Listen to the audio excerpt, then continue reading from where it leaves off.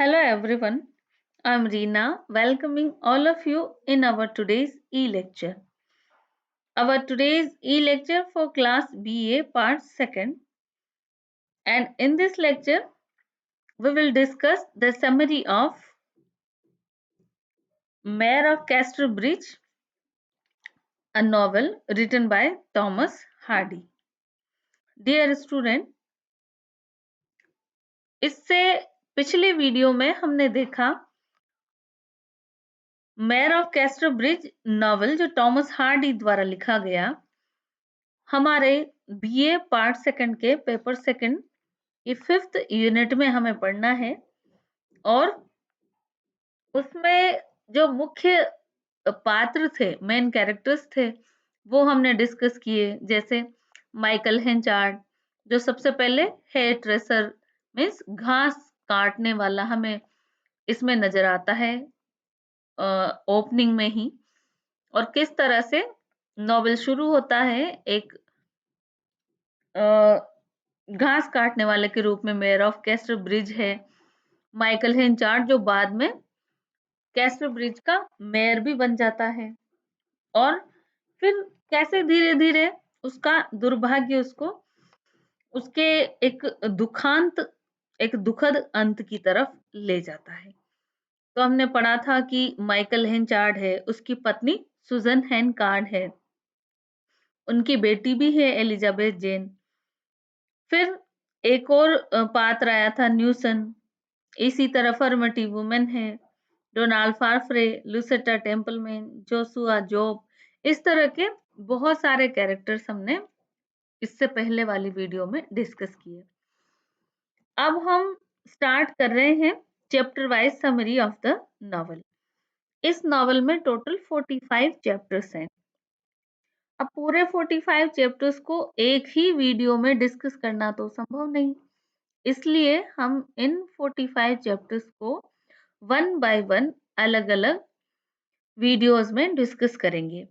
एक वीडियो में 5 चैप्टर ही डिस्कस करेंगे। इस तरह से हम टोटल 45 चैप्टर्स के लिए 9 वीडियो मैंने प्रिपेयर की हैं, तो आप सब पूरे 9 के 9 वीडियोस को देखें ताकि आप इस जो नॉवल है Mayor of Casterbridge written by Thomas Hardy, so please watch whole all 9 videos related the chapter wise summary of this novel, so that you can easily understand or you can easily know about the story of this novel.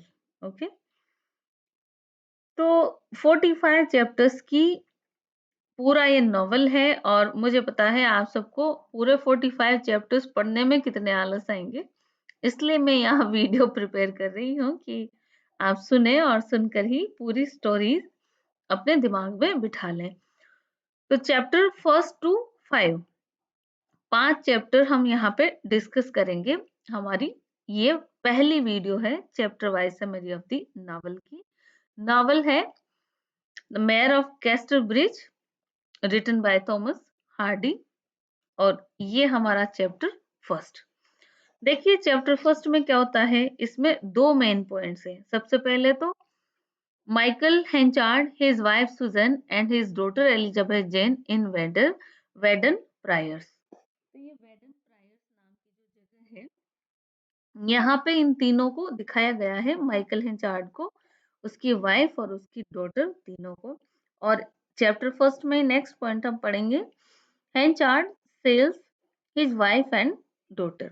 तो ये 2 मुख्य घटनाएं हैं, वो हमें chapter first में देखने को मिलती है। सबसे पहले हम बात करें तो एक यहाँ पे नाम नजर आ रहा है आप सबको, वेडन प्रायर्स। ये वेडन प्रायर्स नाम की वो जगह है, वो छोटा सा विलेज है जहाँ पे ये मीन्स एक गांव का जो मेला होता है, गांव का जो हाट बाजार टाइप का जो बाजार लगता है, जो मेला लगता है, वहां पे ये आए हैं हेंचार्ड और उसकी पत्नी सुजन और उसकी बेटी एलिजाबेथ जेन। माइकल हिंचार्ड शुरुआत में एक घास काटने वाला मामूली सा काम करने वाला एक वर्कर ही है। और आप जानते हैं कि किस तरह की खराब आदतें भी इन लोअर कास्ट के वर्कर्स में होती है, लोअर क्लास के वर्कर्स में होती है। एक घास काटने वाला माइकल हेंचार्ड, जिसको बहुत ज़्यादा ड्रंकननेस मीन्स इतना ज़्यादा शराब पिए हुए है कि वो शराब के नशे में अपनी पत्नी और अपनी डॉटर एलिजाबेथ जेन को बेच देता है। जगह कौन सी है? वेडन प्रायर्स का फेयर लगा हुआ है, मेला लगा हुआ है जहाँ पे। और न्यूसन नाम का एक सेलर है, एक नाविक है जो मर्चेंट ही है, वो इनको खरीदता है। किसको? सुजन को और उसकी डॉटर एलिजाबेथ जेन को। कितने कीमत में खरीदता है ये भी आपको याद रखना है। वो 5 गिनीज। कभी कभी शॉर्ट क्वेश्चंस में आपको ऐसे भी पूछा जा सकता है कि माइकल हेंचार्ड अपने पत्नी को और बेटी को कितने गिनीज में बेचता है, तो 5 गिनीज में वो न्यूसन नाम के सेलर को बेच देता है। बहुत एक्सेसिव ड्रंकनेस की कंडीशन में, बहुत ज्यादा शराब पिए हुए होता है। फिर Henchard sells his wife and daughter. तो ये पहला चैप्टर है, फर्स्ट चैप्टर, जिसमें इस तरह की घटना होती है। अब देखते हैं चैप्टर सेकंड कि चैप्टर सेकंड में आगे क्या हुआ। चैप्टर सेकंड में Michael Henchard found his wife's ring. और नेक्स्ट है Michael Henchard took an oath at a church in a nearby village. और आगे होता है his search for his wife and child. And next his journey to the Casterbridge. इस तरह से chapter second की कहानी आगे बढ़ती है। जब सुजन और उसकी बेटी न्यूसन के साथ जा रहे होते हैं, क्योंकि माइकल हेंचार्ड ने उनको सेल कर दिया और न्यूसन बहुत ही सिंपल लेडी है, उसने अपने भाग्य को, अपने दुर्भाग्य को अपना लिया।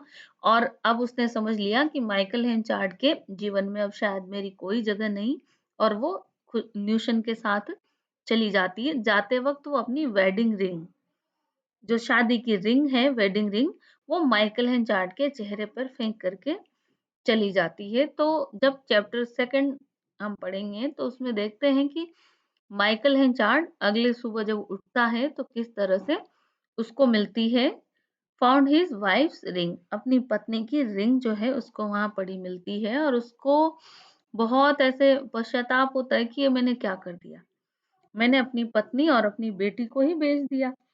तो इस तरह वो मतलब इतना रिग्रेट फील करता है कि वो पास ही के गांव में एक चर्च में जाता है। और चर्च में जाके क्या करता है? ही टुक एन ओथ। वो एक ओथ लेता है कि वो अगले 21 ईयर्स तक बिल्कुल शराब नहीं पिएगा, शराब के मुंह भी नहीं लगाएगा। Miss but when he was intoxicated and took a notice of it, means जब उसको रिंग की तरफ देखता है तो he was ashamed at his foolishness dead. उसके अपने इस फुलिशनेस डेड डीड पर, काम पर उसको बहुत ज्यादा गुस्सा आता है और खुद खूब पश्चाताप भी होता है। लेकिन फिर अगले ही पल क्या होता है? ही टुक एन ओथ, वो एक शपथ ले लेता है पास ही के गांव की चर्च में जाके। क्या शपथ लेता है? I Michael Henchard on this morning of the 16th of September. तारीख भी कौन सी है? On the morning of 16th of September, 16 सितंबर, ये भी टाइम उसने बताया। तो इस तरह से बोलता है वो, I Michael Henchard on this morning of 16th of September do take an oath before God here in this solemn place, and that I will avoid all strong liquors for space of 21 years to come, being a year for every year that I have lived. And this I swear upon the book before me, and may I be struck dumb, blind and helpless if I break this my oath. मतलब इस तरह से वो शर्त लेता है कि आज 16 सितंबर की सुबह मैं प्रण लेता हूँ कि अगले 21 वर्षों तक मैं शराब को छूऊंगा भी नहीं। अगर मैं ऐसा करता हूँ तो मैं अंधा हो जाऊँ, गूंगा बहरा हो जाऊँ, भगवान जो चाहे वो सज़ा मुझे दो कि अगर मैं 21 साल से पहले अपनी शर्त को तोड़ता हूँ तो। तो इस तरीके से वो शर्त यहाँ पे एक शपथ लेता है, ओथ लेता है। तो इसमें मुख्य जो मेन इम्पोर्टेंट थिंग है, you should have to note always, वो ये है कि क्या टाइम था? तो मॉर्निंग का 16 सितंबर मॉर्निंग का टाइम है। कितने साल के लिए उसने शराब नहीं पीने की कसम खाई?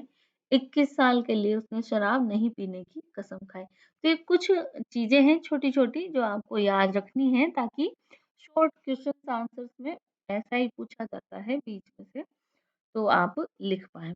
Next, his search for his wife and child.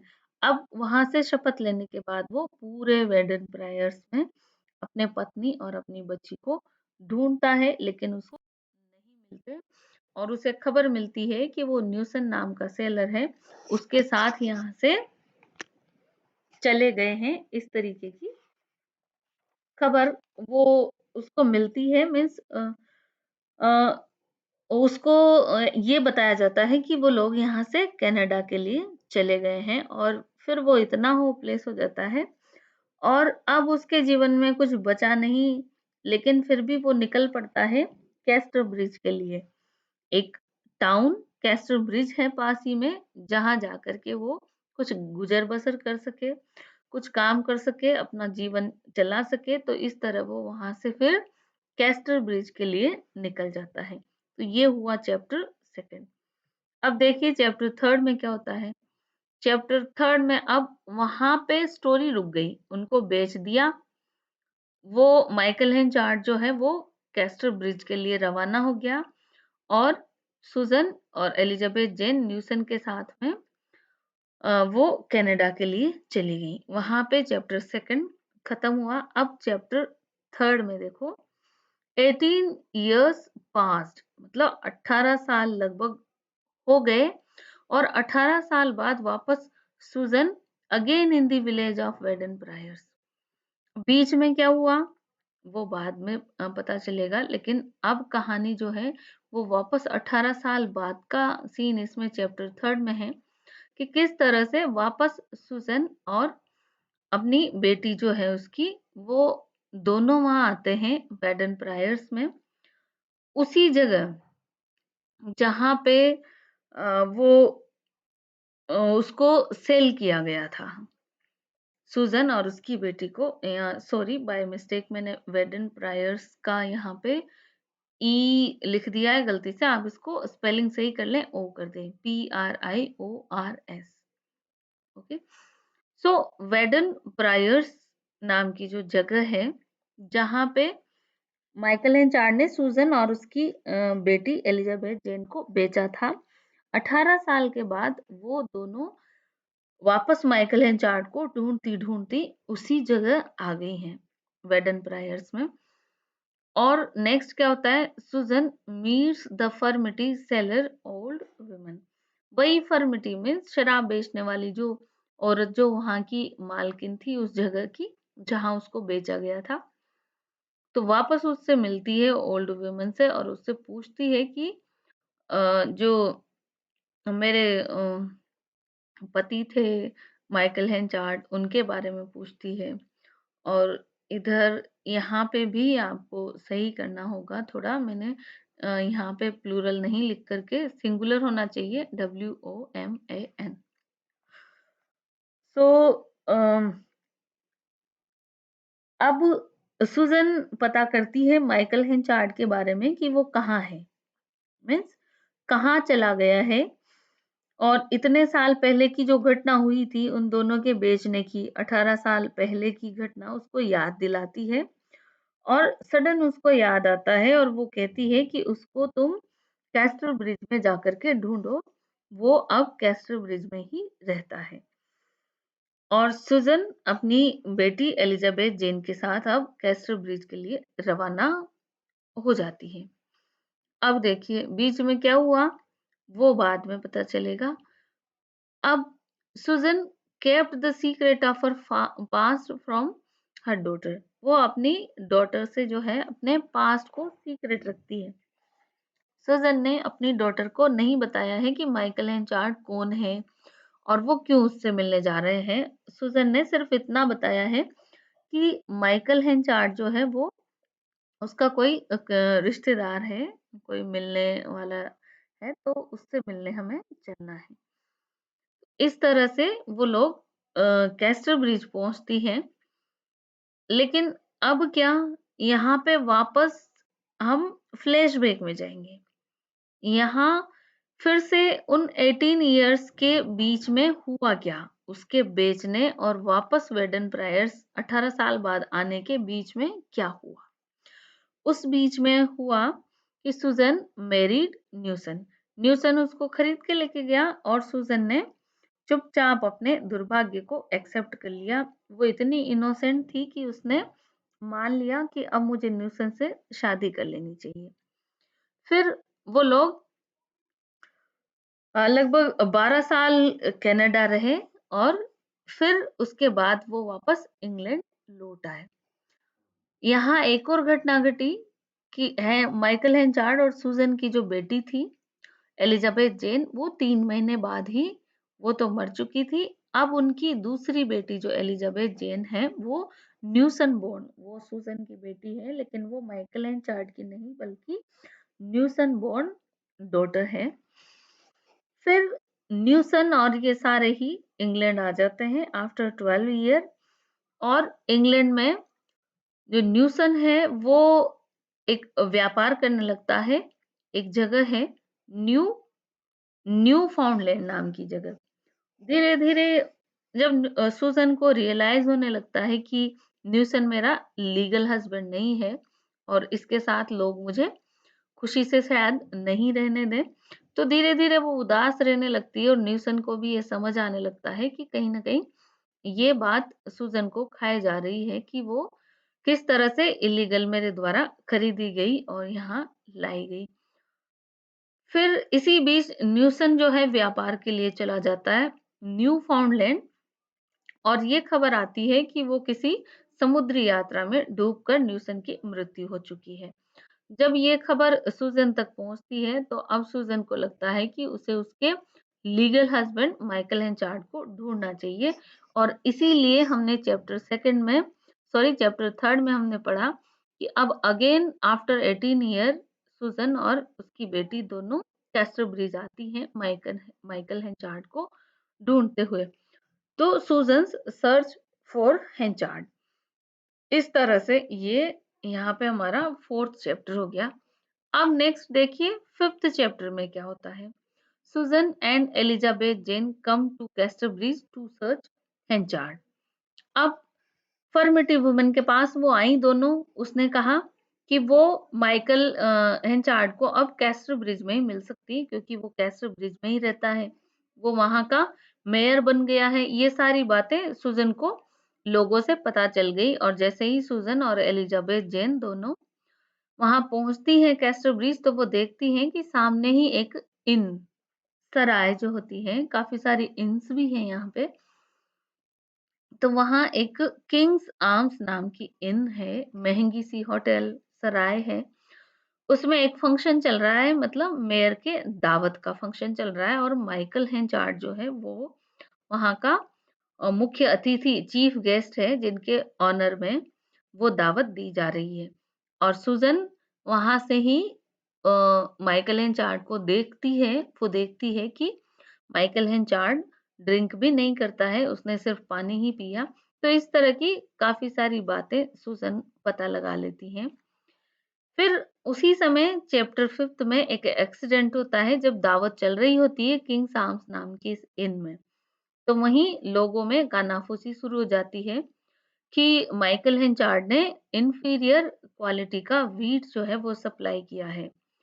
तो इस तरीके का वहाँ पे बहुत इंसिडेंट हो जाता है और उसी दौरान अब डोनाल्ड फारफ्रे नाम जो अगला है हमारा मेन कैरेक्टर्स में, वो वहाँ आएगा और वो देखिए किस तरह से माइकल हेंचार्ड को बचाता है उस सारे इंसिडेंट से जो वहाँ पे हो रहा है माइकल हेंचार्ड के खिलाफ कि इंफीरियर वीट सप्लाई करने का। तो वो अपने बहुत स्किलफुली जो गुड उसके बिज़नेस स्किल हैं डोनाल्ड फार्फरे के, उनके द्वारा वो उसको माइकल हेंचार्ड को कैसे डिफेंड करता है और कैसे उन दोनों की दोस्ती होती है, ये आगे जानेंगे हम। चैप्टर 6 टू 10 हम अगली जो नेक्स्ट वीडियो है उनमें पढ़ेंगे। So be with me in our next upcoming videos, and we will discuss in next videos till 45 chapters. So the whole story of this novel is very lengthy, containing 45 chapters, but I think if you be with me from first video till to the end, you will be enjoying this novel. Have a nice time and enjoy your studies also.